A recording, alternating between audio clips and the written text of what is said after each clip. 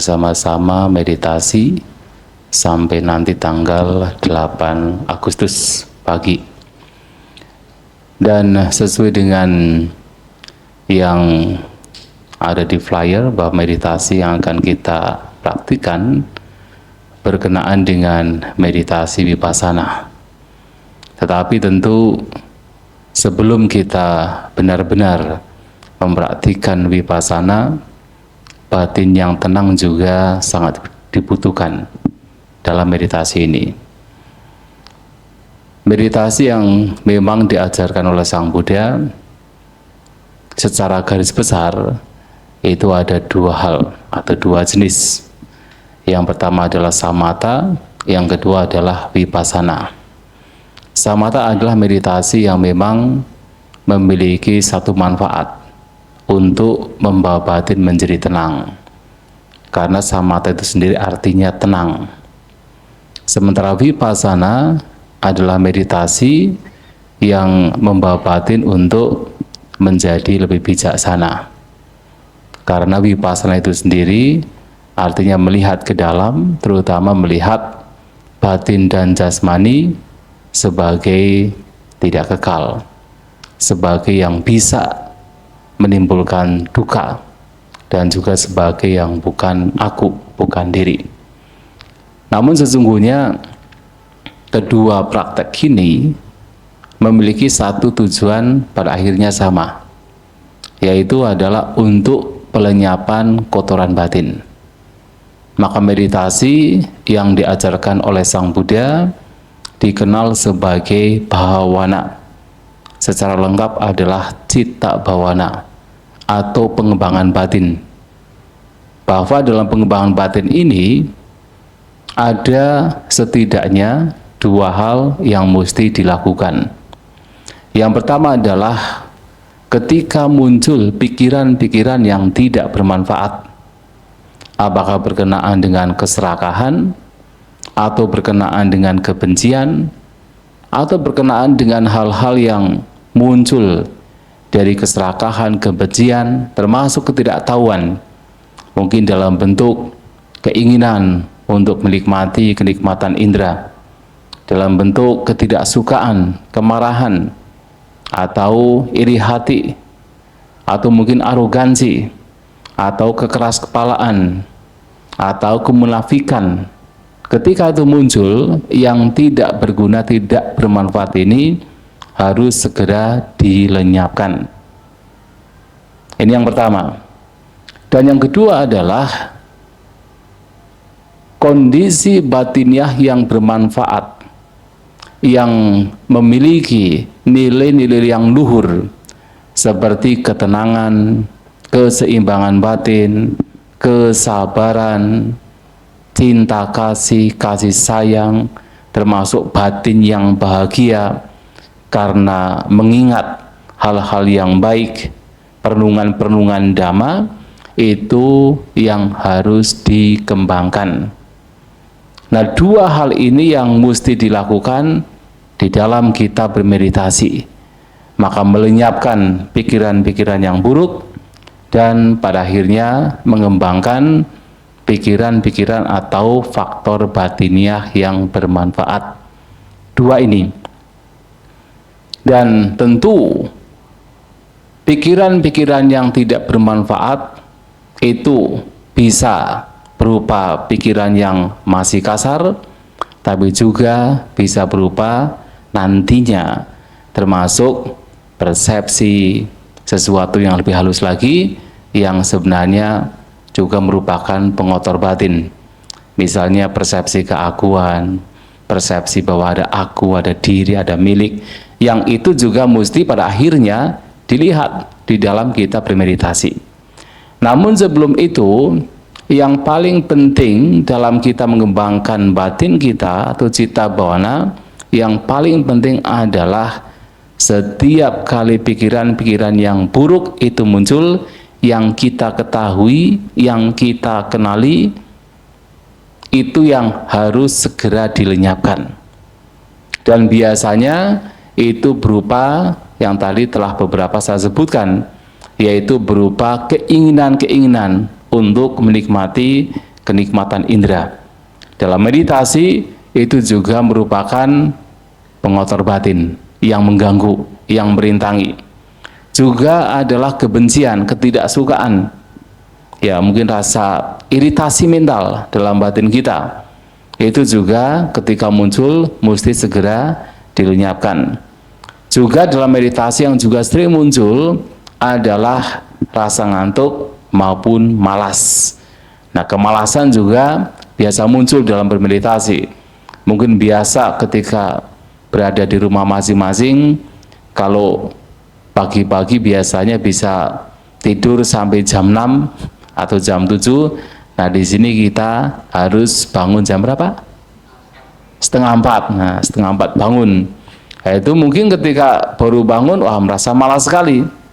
Nah, kemalasan demikian mesti dilawan. Itu juga bagian dari perintang batin ketika kita bermeditasi. Termasuk ketika duduk kemudian rasa ngantuk muncul, itu juga mesti dilawan. Itu juga perintang batin yang merintangi batin dalam perkembangan. Dan juga kegelisahan, kekhawatiran, termasuk nanti keraguan-raguan ketika itu muncul, itu mesti dikenali sebagai perintang batin. Nah, ini hal-hal yang mesti dalam proses kita bermeditasi kita kenali kemudian kita lenyapkan. Dan barangkali yang menjadi pertanyaan adalah sesungguhnya kapan kotoran batin itu bisa muncul? Pikiran-pikiran yang tidak bermanfaat itu bisa muncul. Ternyata kalau kita melihat ke dalam batin kita, pikiran yang tidak bermanfaat itu akan muncul setiap saat, setiap waktu. Dalam apapun kegiatan, aktivitas yang kita lakukan, itu bisa muncul. Keinginan untuk menikmati kesenangan indera bisa muncul tidak hanya pada saat duduk bermeditasi, malahan ketika melihat, kita mendengar, itu bisa muncul. Ketidaksukaan, kemarahan, kebencian tidak hanya muncul ketika duduk bermeditasi, malahan mungkin ketika duduk bermeditasi tidak banyak muncul, tapi di dalam aktivitas lainnya itu juga mudah sekali muncul. Melihat yang tidak disenangi, mendengar yang tidak disukai, itu bisa muncul kebencian, ketidaksukaan. Nah, ternyata karena kotoran batin itu muncul kapan saja, itulah kemudian meditasi atau citta bawana itu mesti dilakukan sejak bangun tidur sampai menjelang tidur dalam semua aktivitas yang dilakukan. Jadi sejak bangun tidur sampai menjelang tidur, sesungguhnya semua waktu itu adalah bagian dari meditasi. Namun tentu dalam meditasi ini kita membutuhkan instrumen yang harus kita gunakan, terutama adalah untuk menengarai ketika kotoran batin itu muncul. Instrumen yang mesti dimunculkan lagi dan lagi sejak bangun tidur sampai menjelang tidur. Instrumennya tidak lain, yang pertama yang penting sekali adalah sati, mindfulness atau perhatian. Itu penting sekali untuk kita munculkan. Kenapa? Karena sati, mindfulness ini adalah faktor batiniah yang mampu nantinya mendeteksi ketika pikiran yang buruk itu muncul.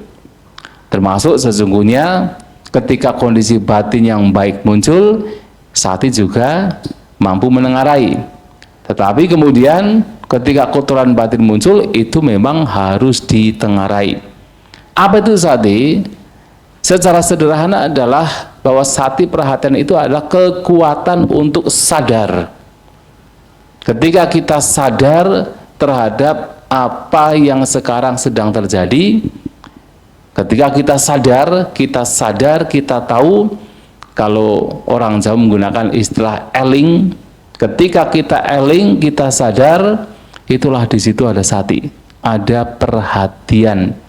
Yang ini penting untuk supaya batin kita tidak terseret oleh pikiran-pikiran buruk, yang mana ketika kita tidak sadar, mudah sekali pikiran buruk menyelinap dan pada akhirnya berkembang. Tapi kalau kemudian ada sati, ada perhatian, begitu nanti dikembangkan terus dimunculkan lagi dan lagi, ketika baru kotoran batin nongol saja, biasanya sudah kelihatan, sudah kepergok, sehingga tidak punya kekuatan untuk berkembang. Tetapi tentu dalam prosesnya mungkin awal-awal mungkin sudah pikiran lama mengembara baru ketahuan. Tidak apa. Tapi begitu ketahuan, artinya kita harus mengencangkan perhatian kita supaya semakin kuat, semakin tajam, sehingga ketika nanti kotoran batin baru nongol itu sudah kepergok duluan. Biasanya kalau baru nongol kepergok itu mudah sekali, hanya disadari biasanya lenyap. Tapi kalau sudah kuat sekali, mau disadari nggak lenyap-lenyap. Kenapa? Karena sudah kuat berkembang, harus dengan cara lain untuk bisa melenyapkan. Nah, tetapi kemudian perhatian sebenarnya tidak cukup, karena kalau kita hanya punya perhatian dan ketika perhatian digunakan, mungkin seseorang kemudian membawa batin ke sini, saat ini sekarang. Dan itu memang salah satu fungsi dari mindfulness sati, membawa batin ke saat ini dan sekarang. Dan itu baik. Kenapa? Meditasi adalah juga upaya untuk hidup saat ini, sekarang, bukan berpikir-pikir tentang yang lampau ataupun yang akan datang. Hanya kemudian kita juga membutuhkan instrumen lain, yang tidak lain adalah objek meditasi. Mengapa? Karena kalaupun batin dibawa ke saat ini dan sekarang, kalau tidak ada objek yang dipegang, apa yang terjadi? Batin akan mudah mengembara lagi. Bahkan beberapa orang mungkin menjadi bingung, lantas setelah ini apa mesti dilakukan? Karena sudah berada di sini, batin berada di sini sekarang, tapi kemudian tidak ada sesuatu yang dipegang. Maka kita membutuhkan objek meditasi supaya begitu batin oleh tali perhatian dibawa ke sini dan sekarang, kemudian langsung perhatian membawa perhatian kepada objek meditasi, sehingga pikiran tidak mudah mengembara. Maka ada sati, ada perhatian. Nah, di dalam terutama ya kitab suci, perumpamaan diberikan bagaimana kita membawa perhatian terutama terhadap objek meditasi. Diibaratkan seperti ketika seseorang ingin menjinakkan seekor anak sapi, maka dibutuhkan tali dan juga tiang. Anak sapi tersebut yang liar, yang masih suka lari-lari, yang masih suka meronta, yang masih suka merindukan air susu induknya, itu diikat lehernya, kemudian diikatkan ke tiang yang sudah dipancangkan dengan kuat ke tanah. Ketika dilakukan, anak sapi itu tidak langsung jinak, dia masih berputar-putar, masih meronta, masih berusaha untuk lepas dari ikatan tali. Tapi seberapapun dia meronta, ingin lepas, dia lari, dia akan kembali lagi. Kenapa? Karena diikat dengan tali kuat. Nah, akhirnya lama-kelamaan anak sapi itu menjadi jinak, duduk di bawah tiang tersebut. Nah, seperti itu pikiran kita itu memang seperti anak sapi yang liar, yang terus mengembara, merindukan air susu induk, atau merindukan berbagai macam kesenangan indera. Dan mengembara ketika tidak mendapatkan, mengembara karena apa? Kebencian, ketidaksukaan. Maka terus demikian, untuk menjinakkan kita butuh tali perhatian. Tali itu adalah tali perhatian. Dan kemudian kita butuh tiang, yang tidak lain adalah tiang objek. Maka begitu pikiran mengembara, terseret oleh berbagai macam keinginan, ketidaksukaan, kemalasan, ngantuk, kegelisahan, mengembara tidak berada di sini dan sekarang, maka tugas dari tali perhatian itu mengembalikan. Jadi begitu mengembara, perhatian akan tahu, oh ini pikiran sudah mengembara, maka segera kembalikan kemana? Ke objek meditasi. Untuk apa? Supaya kemudian batin yang tadinya liar, yang tadinya binal, sekarang menjadi tenang. Nah, kalau batin tenang seperti itu, mudah untuk membawa kepada kebijaksanaan.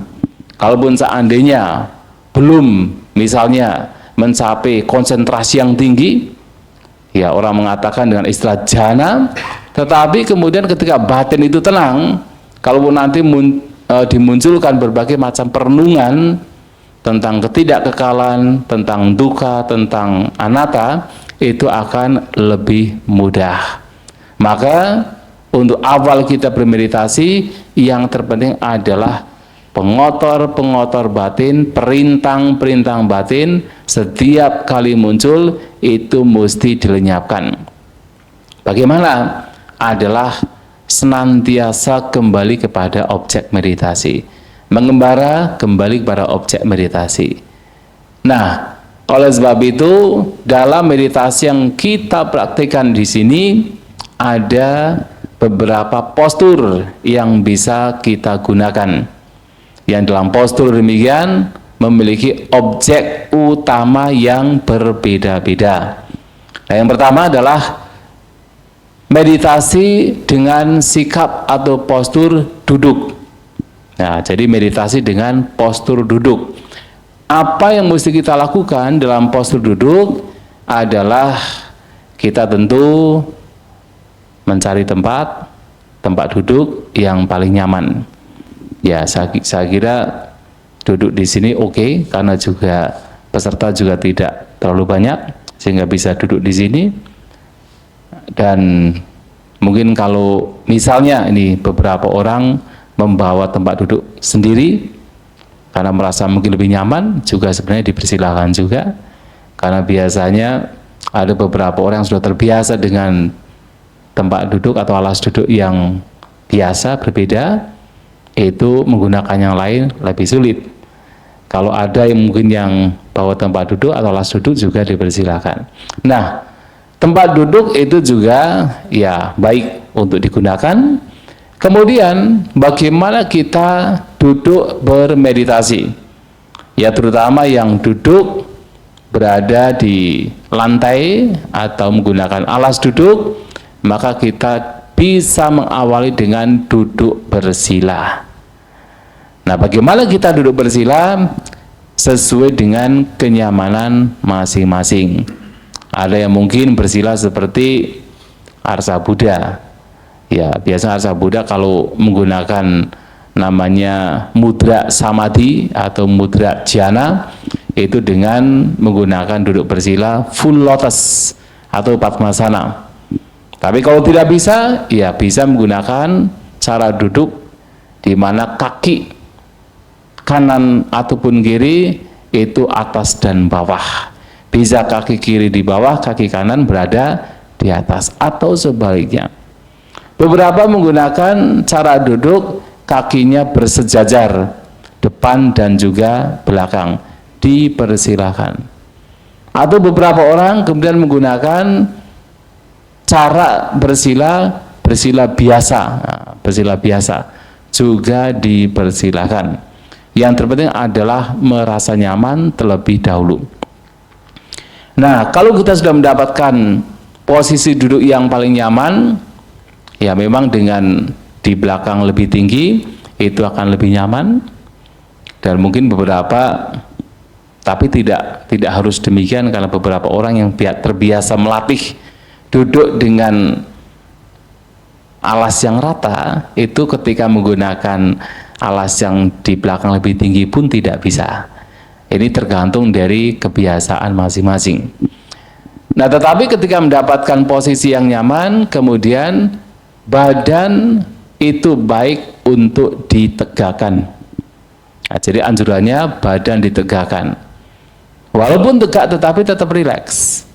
Mengapa kita mesti tegak? Karena dengan badan tegak, nafas kita pun juga akan berproses dengan lebih lancar. Kemudian dalam badan tegak, di sana akan muncul unsur semangat. Ada semangat. Duduk sebenarnya merupakan unsur tenang atau samadhi. Tapi kalau kemudian hanya tenang saja yang diandalkan, kalau tidak ada unsur semangat, yang terjadi adalah mudah ngantuk.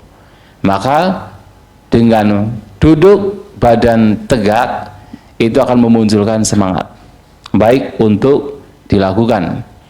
Dan juga adalah dengan duduk tegak, tulang belakang kita itu akan tertata dengan rapi, akan saling menumpuk, tertata dengan rapi, dan itu akan membantu kita untuk tidak cepat sakit ketimbang kalau kita duduk miring ke kanan ke kiri, ke belakang ke depan, akan mudah sakit.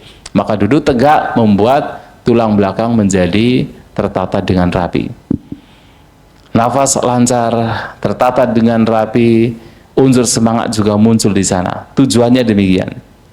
Nah, kalau sudah demikian, kedua tangan bisa diletakkan di atas pangkuan atau mungkin di atas lutut sesuai dengan kebiasaan sehingga menjadi nyaman. Kalau di atas pangkuan saling menumpuk, dan mata ketika duduk bermeditasi baik untuk dipejamkan, kedua mata dipejamkan, karena kita sudah tidak membutuhkan untuk melihat lagi. Nah, setelah kita mendapatkan posisi yang nyaman demikian, sebelum kita mengarahkan perhatian kita, sakti kita terhadap objek meditasi atau tiang objek meditasi, baik kita membawa seluruh jasmani kita benar-benar dalam kondisi rileks. Nah, kondisi rileks itu juga penting karena di situ ada unsur samadhi. Jadi kondisi rileks pada jasmani yang nanti akan berpengaruh pada batin itu juga memberikan unsur samadhi. Itu juga penting untuk dimunculkan. Karena ingat, meditasi juga cara untuk memberikan istirahat bagi jasmani maupun batin kita. Maka kita mesti rileks. Nah, bagaimana kita bisa rileks? Kita bisa memperhatikan dan merasakan seluruh jasmani kita, bisa kemudian perbagian dirasakan dari kepala turun ke bahu, ke punggung, ke dada, kedua tangan, ke kaki, kita rasakan satu persatu. Dan ketika kemudian ada rasa yang tidak nyaman, rasa yang lelah, yang capek, kita kendorkan, kemudian kita buat serileks mungkin. Kita lepaskan, kita letakkan jasmani kita, buat serileks mungkin. Kalau sudah terbiasa sesungguhnya, begitu kita merasakan jasmani, kita bisa menyapu keseluruhan jasmani. Dan kita akan segera merasakan mana bagian jasmani yang terasa lelah, yang terasa tidak nyaman. Kita bawa ke sana perhatian kita, kita rasakan, kita kendorkan, dan buat serileks mungkin. Kalau jasmani rileks, batin pun juga akan menjadi tenang. Bahkan dalam kita merasakan jasmani, kegiuran juga bisa akan muncul. Nah, kemudian dengan batin yang tenang, jasmani yang tenang, kebahagiaan juga muncul di sana, kita bisa memulai perhatian kita terhadap nafas. Kita perhatikan. Dengan apa? Dengan kita membawa perhatian di sekitar rongga hidung. Dan di sana bernafaslah seperti biasa. Artinya dengan alami, tidak dibuat-buat. Nafas masuk, sadar, sepenuhnya sadar. Nafas keluar, sepenuhnya sadar, tahu nafas keluar. Dan biarkan nafas berproses alami, tidak usah dibuat-buat. Dan ketika nafas kasar, biarkan kasar. Nafas halus, biarkan halus. Nafas halus sekali, biarkan halus sekali. Tetapi perhatian kita diarahkan ke area rongga hidung untuk bisa menengarai ada nafas masuk, ada nafas keluar. Bernafas alami saja. Kalau nanti kemudian dalam proses kita mengamati, memperhatikan nafas, ternyata ada ketegangan, mungkin nafas menjadi tidak beraturan, menjadi tegang. Nafas mungkin akan terasa kok oksigen terasa kurang, menjadi tegang. Kalau kondisi itu berlanjut, maka rileks terlebih dahulu. Jangan terlalu mencengkram memperhatikan nafas, tetapi rileks saja terlebih dahulu. Tidak ada yang perlu dikejar berkenaan dengan nafas, rileks terlebih dahulu saja. Baru kemudian ketika tenang, dengan sendirinya nafas akan terlihat lagi, mulai lagi. Membawa perhatian terhadap nafas yang alami. Nah, kalau kemudian dalam proses memperhatikan nafas, pikiran mengembara, sudah kelihatan mengembara, diketahui oleh perhatian oleh sati, oh ini sudah mengembara, segera kembali kepada nafas. Mengapa? Ketika pikiran mengembara dan diikuti, itu tidak ada akhirnya, tidak akan pernah berakhir. Karena pikiran kita itu sangat lihai, pikiran kita itu sangat cerdas. Kita berpikir satu, kita ikuti, akan berlari ke pikiran yang lain, terus demikian, dan tidak akan pernah ada akhirnya. Maka daripada kita kemudian mengikuti pikiran dan itu tidak berguna dan tidak ada akhirnya, lebih baik adalah kembali kepada nafas dengan pelan, penuh perhatian, dengan batin yang tidak melekat. Kita kembali kepada nafas. Baru sebentar ketahuan mengembara lagi, kita kembali pada nafas saja. Tapi nanti dalam proses membawa perhatian pada objek keluar masuknya nafas, mungkin kita akan mendeteksi berbagai macam bentuk pikiran lain, atau mungkin mendeteksi berbagai macam perasaan yang muncul. Ketika itu terdeteksi dan itu sebenarnya hanya sekadar lewat, tidak signifikan, tidak usah dipikirkan, tidak usah kemudian membawa perhatian ke sana, tinggalkan saja, tetapi kembali kepada nafas. Jadi jangan kemudian semua bentuk pikiran kemudian dilihat, tidak. Selama nafas itu masih dominan, masih utama, senantiasa kembali kepada nafas. Hanya kemudian ketika ada pikiran yang begitu kuat, dominan, muncul lagi dan lagi, misalnya mungkin rasa bosan muncul, dan itu muncul dengan kuat, lagi dan lagi muncul, nah, baru kemudian Anda bisa dengan sengaja membawa perhatian kepada rasa bosan tersebut. Dengan cara apa? Mencatat. Nah, pencatatan juga sangat berguna. Dengan kita mencatat, bosan, bosan, bosan. Mencatat rasa bosan tersebut, pengalaman bosan tersebut, tanpa kemudian terseret oleh rasa bosan. Hanya seperti melihat bosan itu sebagai fenomena yang bukan milik. Fenomena yang berada di luar, yang bukan milik kita. Nah, dengan kita mencatat demikian, tanpa mesti kita katakan membenci perasaan bosan demikian, tanpa pula kita kemudian menggenggam perasaan bosan demikian, nanti lama-kelamaan kekuatan bosan itu akan mereda dan bahkan akan lenyap. Kemudian kembali kepada nafas. Tetapi kalau objek-objek lain kok ternyata belum begitu kuat, nggak usah dipikirkan. Tidak usah kemudian dikejar, apalagi kemudian ditanya-tanya tadi saya berpikir apa. Tidak perlu. Kembali kepada nafas saja. Karena nafas adalah tiang yang setiap kali pikiran mengembara, kembali ke nafas. Mengembara, kembali ke nafas. Nah, itu adalah cara bermeditasi duduk. Lantas bagaimana Bante kalau misalnya duduk kakinya sakit? Apa mesti kita lakukan? Ya memang kaki ya memang kan sakit. Apakah harus dipotong kakinya? Selama kita punya kaki, sakit pasti muncul. Selama kita punya tubuh, sakit pasti akan muncul. Nah, di sini ketika muncul pegal, muncul sakit, dan itu baru muncul, belum begitu kuat, dan masih Anda bisa membawa perhatian kepada nafas, ya sudah, lupakan sakitnya. Bawa kepada nafas. Tapi kalau kemudian itu mengganggu, apalagi kalau tidak terbiasa meditasi, kekhawatiran muncul.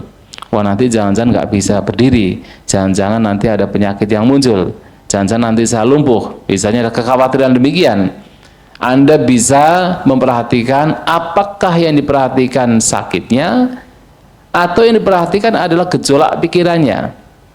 Anda bisa memperhatikan, bisa mencatat misalnya gelisah, atau misalnya yang muncul khawatir, catat khawatir.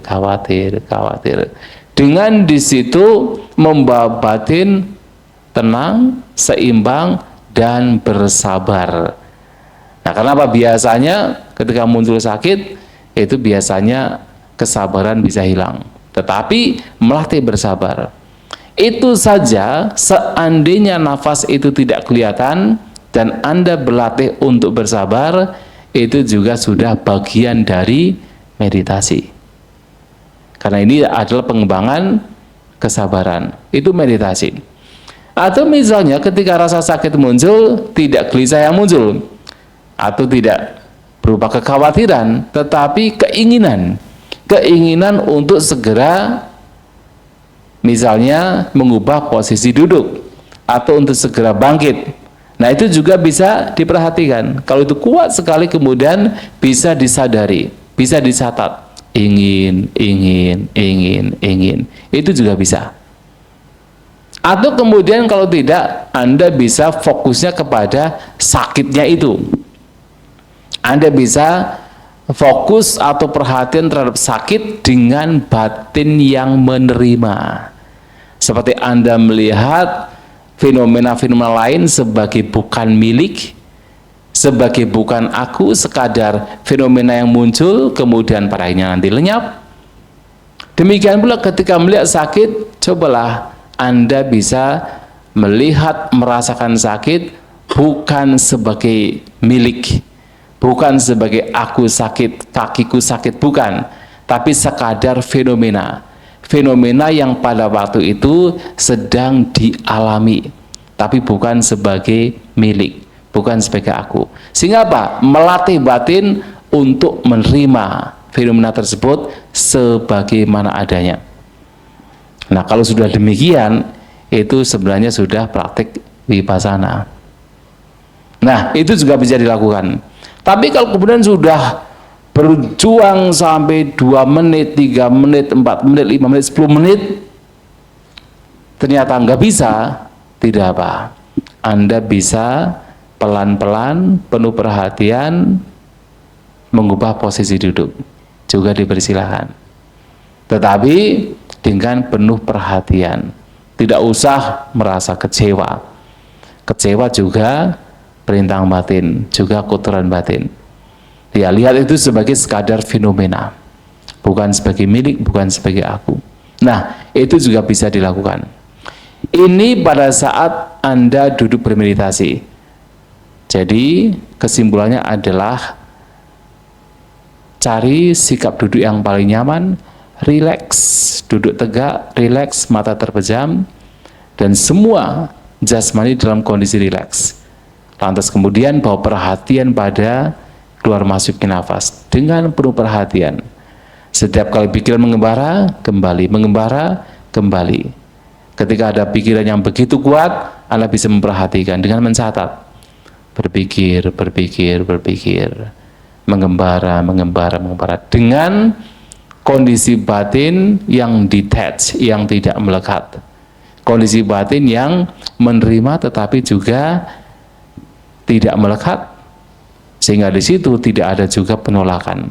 Tidak ada penolakan, tapi juga tidak ada kemelekatan. Sekadar melihat sebagaimana adanya. Nah, ini adalah meditasi duduk. Bisa dipahami ya? Saya lihat di sini sudah banyak yang ikut meditasi, sehingga tentunya sudah ini hanya pengingat saja untuk bagaimana kita bermeditasi. Kemudian yang kedua adalah meditasi jalan.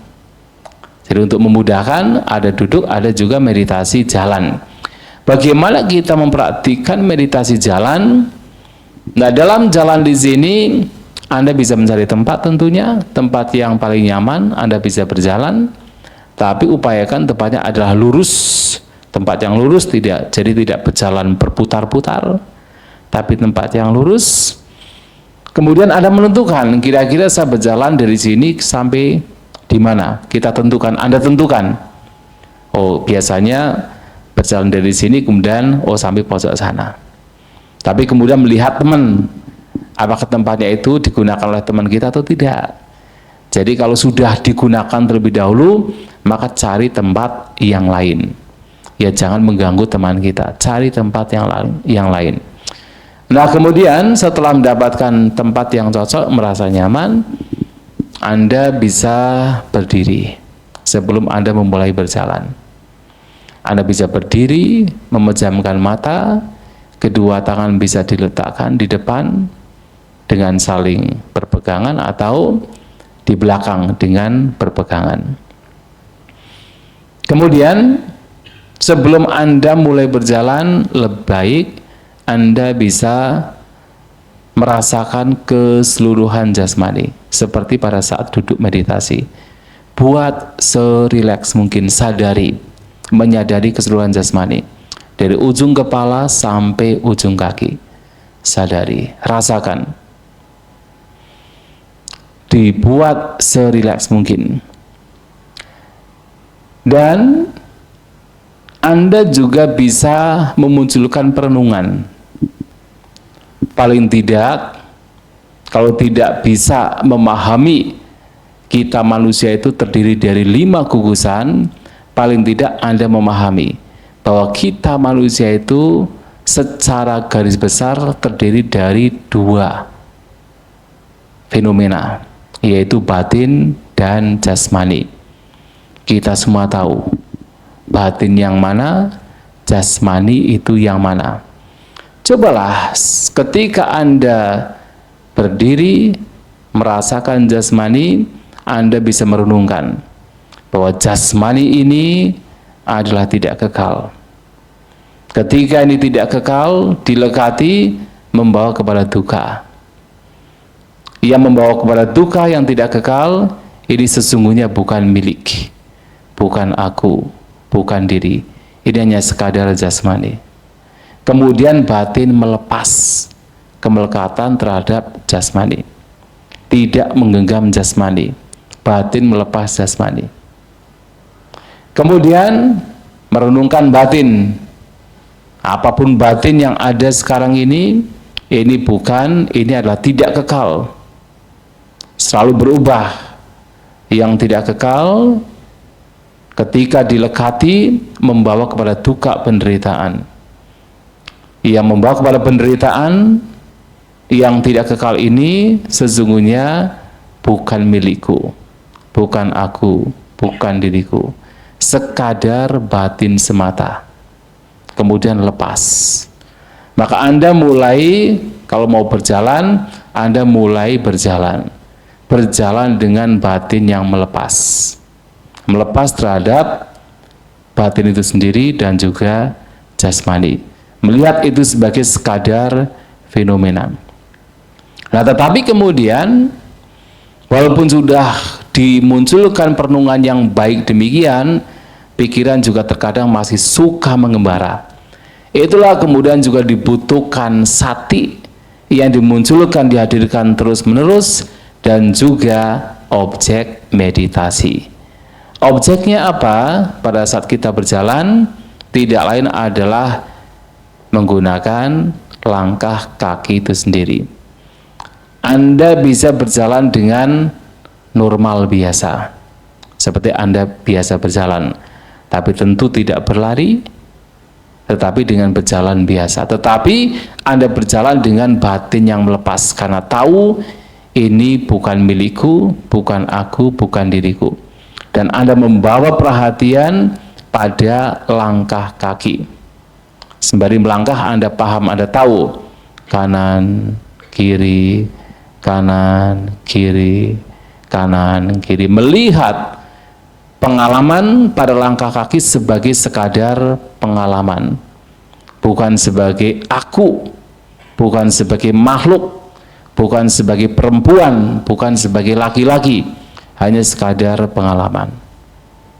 Kalau demikian halnya, Anda bermeditasi jalan adalah vipassana. Karena Anda melihat bahwa pengalaman meditasi itu sendiri, jalan itu sendiri sebagai sekadar pengalaman, bukan sebagai aku, bukan sebagai diri, bukan sebagai makhluk, bukan sebagai laki-laki, bukan sebagai perempuan, sekadar pengalaman dari Anda mengalami langkah kaki. Yang sesungguhnya ya yang dialami itu hanya sekadar 4 unsur semata, 4 unsur jasmani.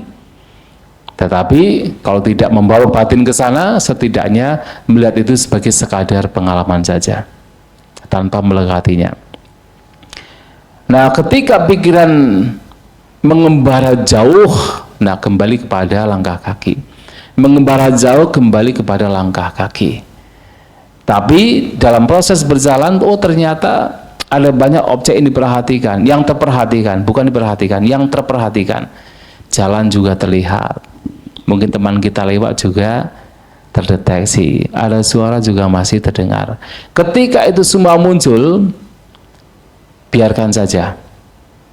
Tidak usah kemudian kita menjadi kepo. Tadi yang berjalan siapa sih? Ya, atau kepo melihat jalan kemudian dilihat satu persatu. Tapi kita membawa batin kepada langkah kaki.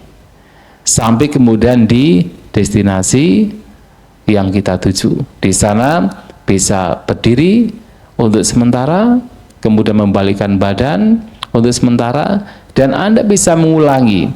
Kalau persepsi dari tanpa aku itu hilang lagi, Anda bisa mengulangi. Membawa perenungan terhadap batin dan jasmani. Bahwa apapun jasmani yang sekarang ini, bahkan yang lampau, yang akan datang, ini adalah tidak kekal. Yang tidak kekal membawa kepada duka ketika digenggam, dilekati. Yang tidak kekal, yang bisa membawa duka, penderitaan, sesungguhnya bukan milikku, bukan aku, bukan diriku, lepas. Kemudian ke batin juga sama. Batin tidak melekat. Kemudian Anda mulai berjalan dengan batin yang tidak melekat. Dengan batin yang melihat setiap langkah, setiap pengalaman itu hanya sekadar pengalaman, sekadar fenomena. Bukan sebagai aku, bukan sebagai diri, bukan sebagai makhluk, bukan sebagai wanita, bukan sebagai pria, sekadar pengalaman semata. Kalau itu dikembangkan lagi dan lagi, itulah yang kemudian disebut praktik meditasi vipassana. Ketika Anda meditasi jalan. Bisa dipahami ya? Tetapi kemudian tidak hanya meditasi jalan dan juga berdiri sebenarnya, dan juga duduk, karena pada saat berjalan ada berdiri juga tadi. Tapi juga aktivitas kita itu sangat beragam. Anda dari kuti juga melakukan aktivitas pergi ke toilet, mungkin cuci muka, atau mungkin buang air besar, buang air kecil. Anda kembali ke kuti, membuka pintu, menutup pintu. Anda kemudian berjalan ke sini. Aktivitas itu sangat bervariatif. Oleh sebab itu, objek yang diperhatikan oleh sati pun juga bervariatif dalam aktivitas-aktivitas lainnya, selain duduk ataupun selain berdiri ataupun berjalan. Maka objeknya sangat bervariatif, tapi intinya adalah apapun aktivitas yang dilakukan, lakukan itu dengan perhatian. Setidaknya adalah Anda sadar, Anda eling terhadap apa yang saat ini sedang dilakukan. Ketika Anda eling sadar, ketika menutup pintu, Anda juga tahu sedang menutup pintu.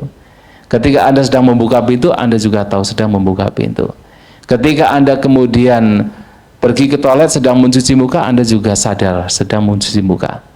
Anda kemudian sedang makan, mengambil makanan, Anda sadar. Membawa makanan kepada mulut juga Anda sadar. Ketika Anda mengunyah, Anda juga sadar. Setidaknya demikian saja, itu sudah sangat baik. Kemudian dalam proses aktivitas yang sangat beragam ini, ketika perhatian Anda dihadirkan di sana, Maka pada saat kotoran batin muncul, mungkin ada ketidaksukaan, sadari ketidaksukaan. Lenyapkan terlebih dahulu. Muncul keserakahan, sadari keserakahan, lenyapkan terlebih dahulu. Kemudian kembali kepada aktivitas yang sedang dilakukan. Kalau muncul kotoran batin yang dominan, Anda bisa menyadari dengan cara mencatat. Tidak suka, tidak suka, tidak suka. Tenang. Kemudian kembali kepada aktivitas yang dilakukan. Nah, sadar terhadap apapun yang dilakukan, termasuk nanti Anda mampu mendeteksi aktivitas batin yang sedang terjadi, melenyapkan apa yang buruk, sehingga yang baik-baik itu berkembang. Itu semua adalah bagian dari cita bawana, bagian dari pengembangan batin. Dan ingat, kalau pengotor batin semakin berkurang, maka secara alami kondisi batin yang baik itu pasti akan berkembang. Diibaratkan seperti kalau kita menanam padi, rumput-rumputnya dicabuti, maka padinya akan tumbuh dengan subur. Nah, itu yang mesti dilakukan. Sampai di sini bisa dipahami untuk kemudian dipraktikkan. Kalau ada pertanyaan, keraguan, sebelum kita memulai, karena besok akan ada pemaparan jam 7 malam, sehingga kalau ada yang dilakukan, lebih baik sekarang. Ya, ya silakan.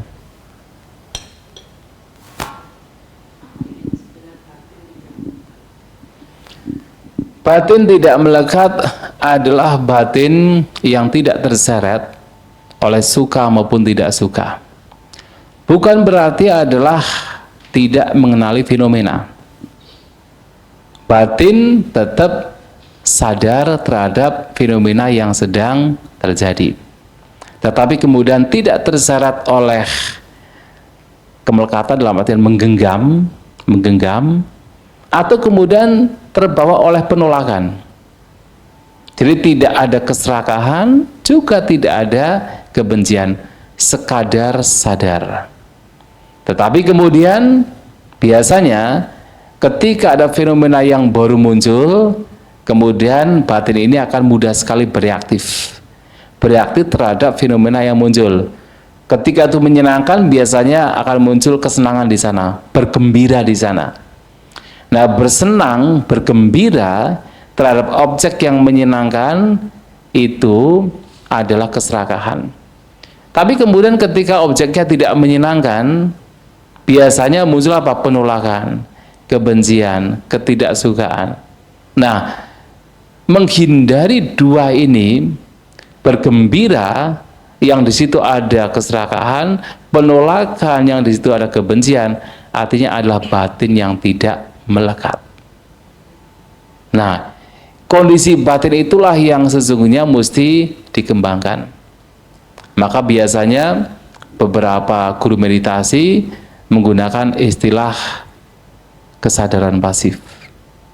Kesadaran pasif, di mana kesadaran atau perhatian terhadap fenomena, terhadap objek, termasuk nafas, termasuk objek-objek yang lain yang muncul, yang terdeteksi tanpa kemudian terseret oleh suka maupun tidak suka. Seperti kita berada di pinggir jalan, melihat mobil yang lalu lalang, tanpa kita mengupayakan agar mobil-mobil yang itu berjalan cepat atau kemudian berjalan lambat, hanya sekadar melihat, sekadar tahu, tanpa kita terlibat di sana. Nah, batin yang demikian, yang disebut sebagai kesadaran yang tidak melekat demikian, yang detached demikian, itu juga disebut sebagai kesadaran pasif. Kita merasakan sakit pada kaki kita misalnya saat bermeditasi. Biasanya muncul penolakan. Kalau sudah muncul penolakan, kebencian, nanti akan ada penderitaan. Keinginan untuk segera bangun dari meditasi, bahkan kemudian berpikir-pikir kok ini lama sekali, atau misalnya kalau sedang meditasi dengan mungkin dengan bante misalnya, dengan biku atau samnera, kok ini enggak selesai-selesai, ngapain aja samneranya gitu ya. Muncul kemarahan. Itu kenapa? Itu karena ketidaksukaan. Tetapi ketika kita mampu menerima tanpa memunculkan kebencian, mampu menerima sebagaimana adanya, tidak kemudian kita terlibat di sana, tapi juga tidak menolak, hanya sekadar mengalami sebagai fenomena semata, maka itulah disebut sebagai batin yang tidak melekat. Dan itu bisa dilatih, kondisi batin demikian. Bisa dipahami ya? Ya. Ya. Kalau mudah semua sudah mencapai arahat. Ya. Ada lagi mungkin ada yang keraguan barangkali.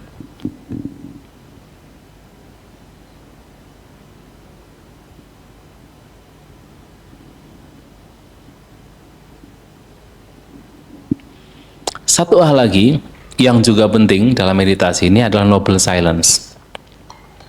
Ini sangat penting. Karena kalau kita sudah mulai berbicara pada saat bermeditasi, nanti pikiran sudah mulai mengembara. Terseret oleh kegelisahan, terseret oleh kekhawatiran, terseret oleh bahkan kemalasan. Itu akan terjadi.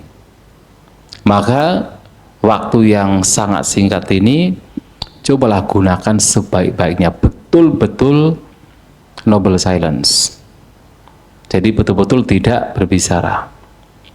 Apalagi di sini memungkinkan. Karena apa?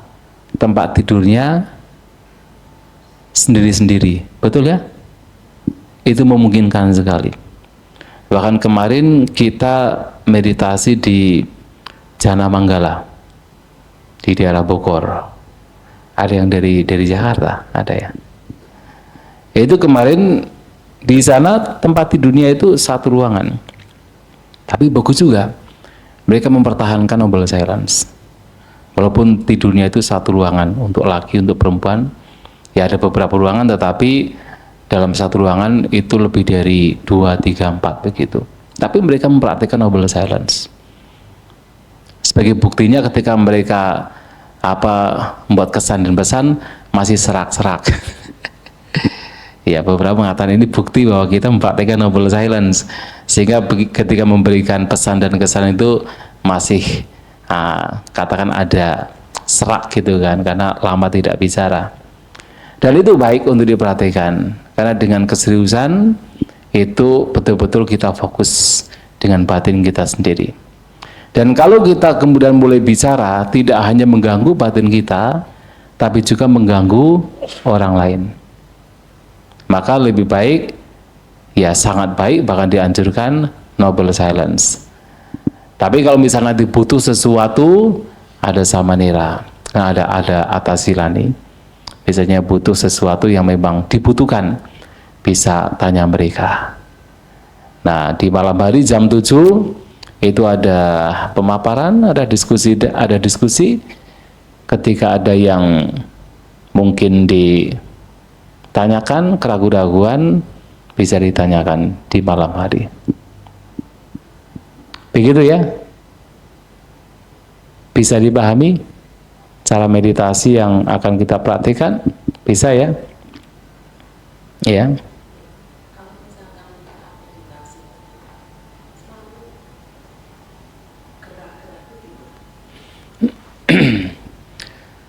Kalau kita betul-betul memperhatikan satu objek tersebut dengan tenang, gerak itu sendiri pasti akan hilang. Karena gerak itu akan muncul ketika ada perhatian ke sana. Sehalus apapun ketika ada perhatian ke sana, gerak itu bisa muncul. Kenapa? Memang jasmani kita itu kan terdiri dari 4 unsur.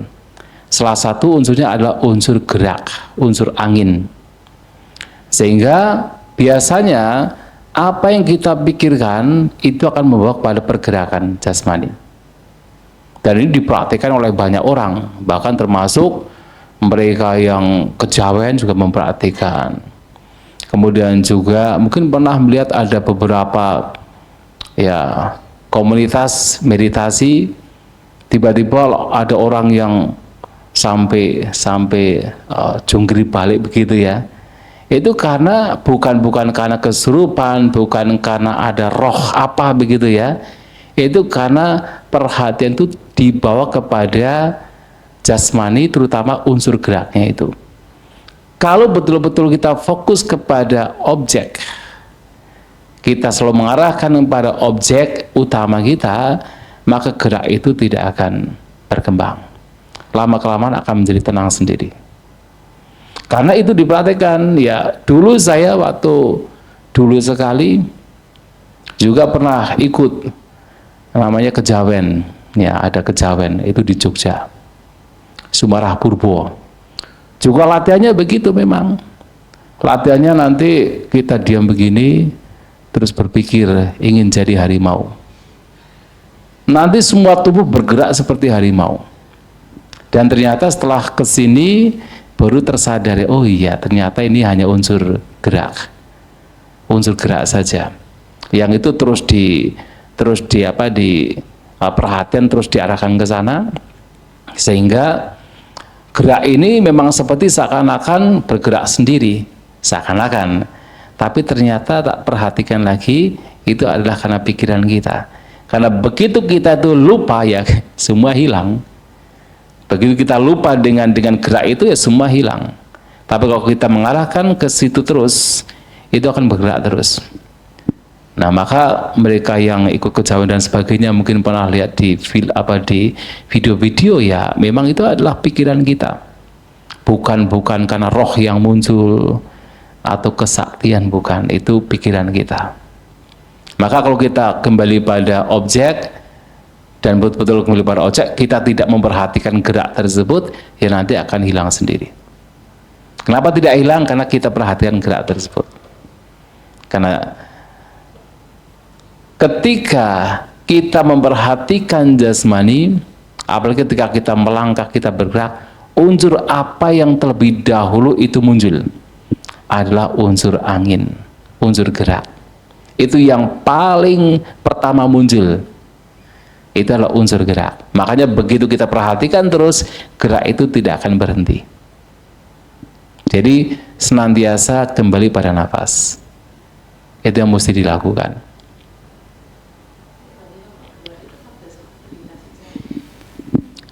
Meditasi jalan. Oh ya nggak apa, bahkan meditasi jalan. Betul. Sehingga tangannya lebih baik berpegangan. Jangan dibiarkan, tapi berpegangan saja. Saat berpegangan dua tangan,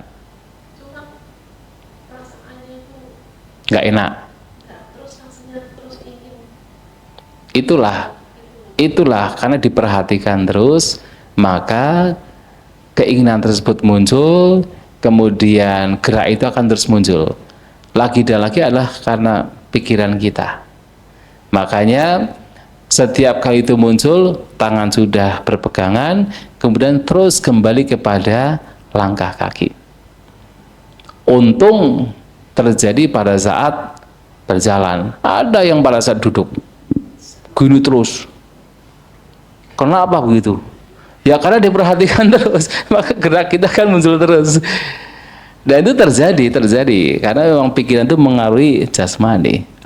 Saya pernah melihat demikian. Dan itu terjadi tidak hanya pada saat meditasi, yang tadi berbagai perguruan kejawen juga melakukan demikian, tetapi ya itu pikiran kita sebenarnya. Itu ya. Oke. Ya. Tadi nanti penjelasannya kita kan sekarang ada bersama kita sama pasangan. Nah, di hari pertama ini objek kita kan masih ke nafasnya. Hari berikutnya juga nafas terus. Nafas terus. Iya, nanti ada instruksi, tapi yang jelas yang paling penting adalah tetap bagaimana kita membawa batin tenang. Kotoran batin muncul, disadari, kembali pada nafas. Disadari, kembali pada nafas. Itu sudah sangat baik. Tapi nanti memang sebenarnya ketika sudah menggunakan kesadaran pasif, menyadari objek yaitu nafas, objek utama adalah nafas, tetapi dengan batin yang tidak melekat, itu sesungguhnya juga sudah merupakan vipassana. Selama ketidakmelekatan terhadap nafas itu didasari, dilatar belakangi dengan pemahaman anicca, dukkha, anatta. Kenapa? Kenapa kita tidak melekat terhadap objek? Karena kita tahu ini tidak kekal. Sehingga batin menjadi detached, tidak melekat, tidak tertarik. Sebenarnya istilah nibbida itu adalah disenchanted, tidak tertarik. Kenapa? Karena ini tidak kekal. Maka batin menjadi tidak tertarik untuk melekat. Tapi juga tidak menolak juga. Tidak menolak. Nah, dengan kita memperhatikan nafas demikian, atas dasar pemahaman ketidakkekalan, itu sudah juga merupakan vipassana. Ketika dilatar belakangi oleh pemahaman demikian. Begitu ya. Ini Mas, saya ini pernah dari Jakarta mau ke sana. Jadi kita bisa langsung menggunakannya ini. Jadi kalau kita sebagai sahabat kan objek kita langsung fokus satu aja. Nah, apakah bisa kita langsung ke vipassananya dalam sama-sama itu? Terus kalau vipassana objeknya gimana? Banyak gitu. Oh tidak. Ini yang selama ini disalahpahami. Sebenarnya objek satu, objek bervariasi itu bukan ukuran samatha dan vipassana. Ukuran dari vipassana adalah ketika memperhatikan objek dengan tidak melekat atas dasar ini tidak kekal. Bahkan kemudian dalam mengamati objek yang bahkan satu objek itu diamati sebagai sekadar fenomena. Bukan aku, bukan diri, bukan sebagai milik, sekadar fenomena. Artinya persepsi aku itu justru harus tidak ada. Walaupun satu objek, persepsi aku itu tidak ada. Itu vipassana. Kalaupun objeknya bervariatif macam-macam, tetapi ternyata di balik itu ada persepsi aku. Seakan-akan ada aku yang sedang melihat, ada aku yang sedang melakukan. Itu masih samatha. Karena perbedaan samatha dengan vipassana adalah samatha membawa kepada batin tenang dan tidak memedulikan apakah persepsi aku ada atau tidak. Bahkan persepsi aku itu masih ada. Misalnya kenapa kita menggunakan objek meta cinta kasih? Karena objeknya makhluk. Ketika objeknya makhluk, maka persepsi ada, diri itu ada. Bahkan ketika kita menggunakan kembung kempis perut, apakah itu harus pasti itu adalah vipassana? Belum tentu.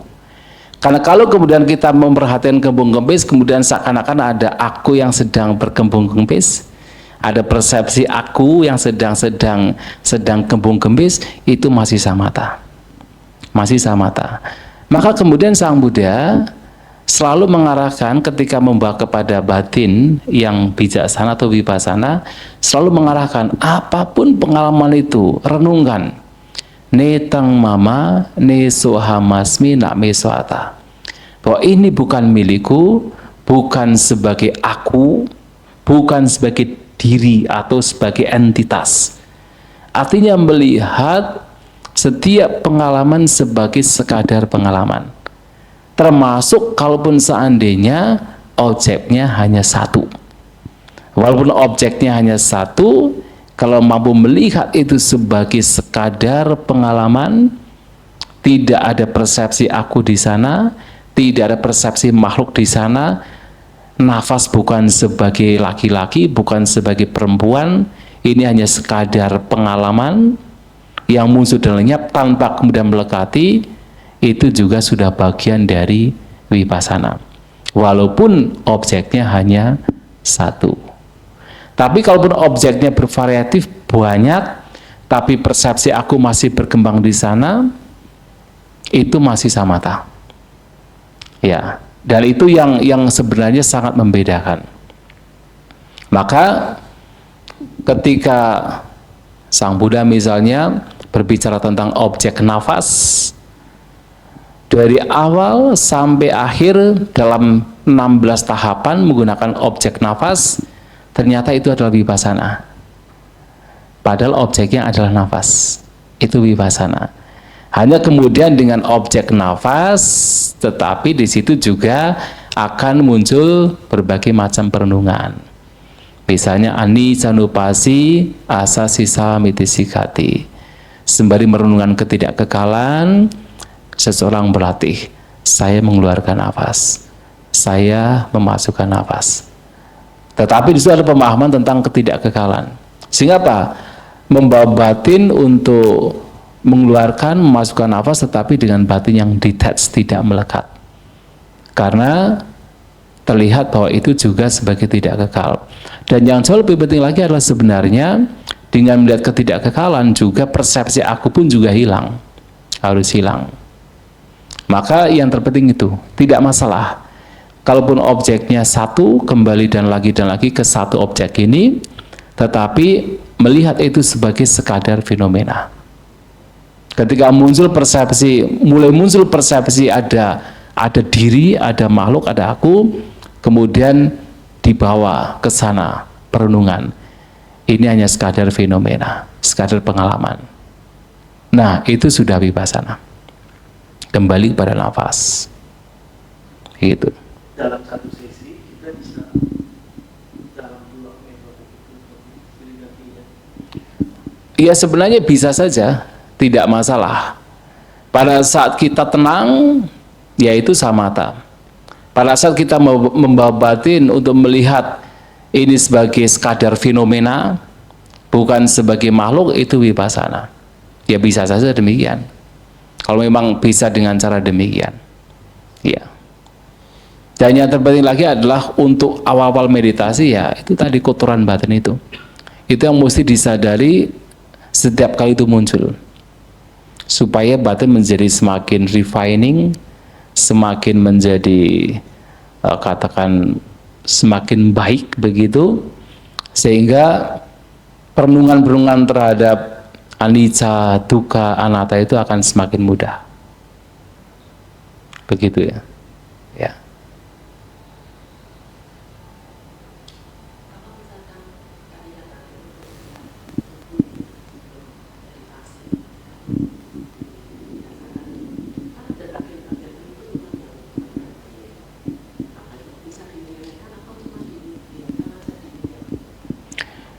Pasti bisa dirilekskan, pasti bisa. Lebih baik, supaya nanti kedepannya tidak menjadi gangguan. Karena kalau ada yang masih tegang, biasanya pikiran kita mudah terseret ke bagian yang sakit atau bagian yang tegang. Terutama yang itu intens. Tapi kalau kemudian tidak begitu intens, ya kalau bisa melepas tidak masalah. Tapi kalau ketegangan itu intens atau itu kuat, nanti biasanya bisa mengganggu perhatian kita. Maka lebih baik rileks dulu. Betul-betul kita membawa jasmani untuk diletakkan. Seperti kalau kita mau tidur, kita meletakkan jasmani kita, bukan sebagai milik. Nah, duduk juga sama, kita letakkan jasmani kita, bukan sebagai milik, sekedar jasmani, sekedar pengalaman. Dan itu baik untuk membawa batin ke sana. Dan kalau kita membawa batin dan jasmani diletakkan, tidak dilekati, artinya tidak digenggam, tidak pula ditolak, hanya sekadar sadar, apalagi persepsi ketanpa akuan dimunculkan di sana, ini sekadar pengalaman, bukan sebagai sebuah diri, itu akan sangat baik. Kemudian membawa perhatian kepada nafas. Jasmani akan menjadi rileks. Kalau bisa membawa kepada penerimaan. Maka meditasi itu sangat penting, terutama acceptance, penerimaan terhadap apa yang sedang terjadi. Menerima tetapi tidak terlibat. Dalam penerimaan tidak ada penolakan, kebencian. Itu membantu sekali. Untuk bisa rileks maksudnya. Ya.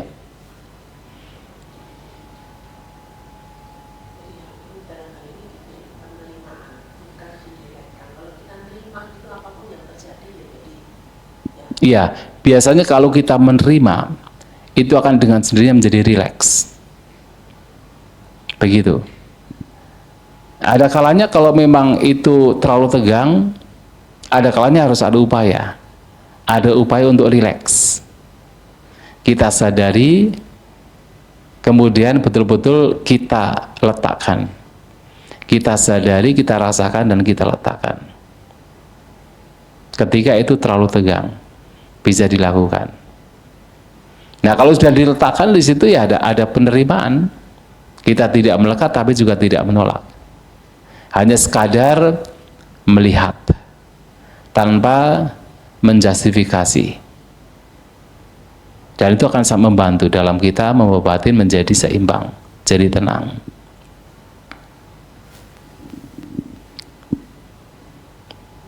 Pernah melihat ada anak wihara, mungkin samanera, yang nyapu sampah, kemudian sampah dikumpulkan, kemudian sampah dibakar. Bagaimana perasaan kita? Rasanya bagaimana?